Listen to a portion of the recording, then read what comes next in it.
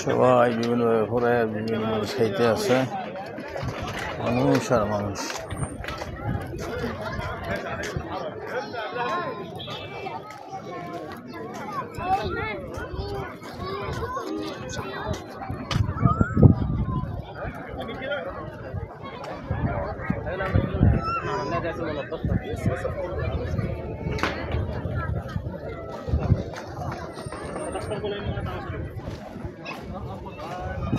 এবারে পাহাড়ের টিলা ওই পারে, কিন্তু লেকের পরে ওই পারে আর আছে, ওই যে লেকের পারে ওই পারে রাস্তা, ওই পারে পাহাড়ের উপরে একেবারে ওই মাথা।